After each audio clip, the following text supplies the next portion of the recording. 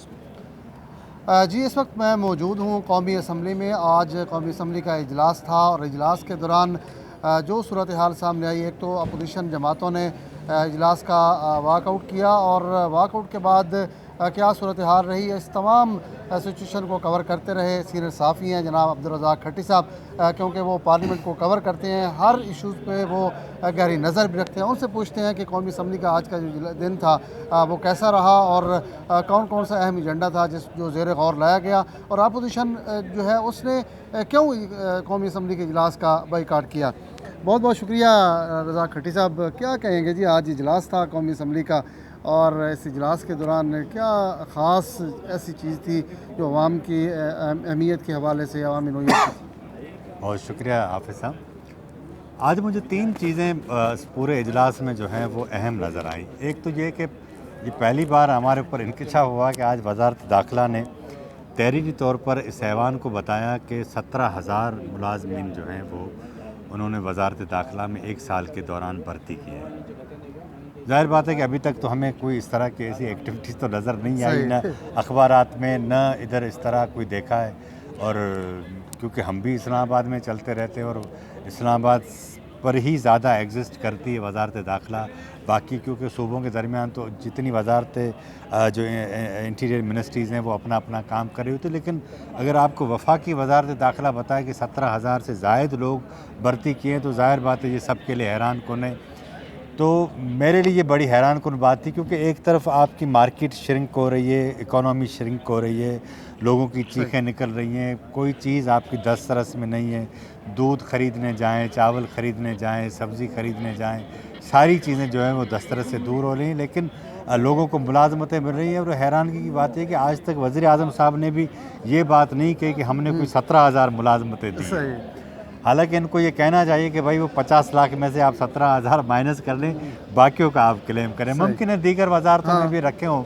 एक तो ये थी। जो दूसरी बात मुझे अहम लगी और उसके ऊपर मुझे बड़ी शर्मिंदगी भी हुई, वो ये थी, आज वक्फा सवालात में एक सवाल ये आया था कि पार्लियामेंट की जो ये इमारत है, इस इमारत के अंदर हवा किस रुख से आती है, ऑक्सीजन पूरी आती है या नहीं आती, रोशनी आती है या नहीं आती। और उसके बाद जब वो सप्लीमेंट्री क्वेश्चन पूछे गए मेंबरान की जानिब से, तो भी हैरानगी आपको होगी कि इस मुल्क के 22 करोड़ लोगों के आप अंदाज़ा करें, छत नहीं है लोगों के पास खाने के लिए जो है वो रोटी नहीं है, लोगों के पास रहने के लिए घर नहीं है, छत नहीं है, कुछ भी नहीं है। इन लोगों को इशू ये था कि पार्लियामेंट में उनको चूहों ने तंग किया है, लॉजेस में चूहों ने तंग किया है, कॉकरोच ने तंग किया है। मुझे ये बताएं कि क्या ये हम लोगों के लिए इधर आते हैं? मेरी बात नहीं होती, आपकी बात नहीं होती, ये जो बंदा खड़ा है इसकी बात नहीं होती।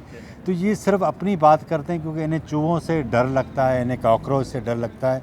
तो ये मेरे लिए बड़ी बाइस शर्मिंदगी भी थी कि मैं देखता रहा। खुद मुझे इधर सिंध से दोस्त आए, वो भी इस तरह का जिक्र करते कि यार ये क्या हो रहा है।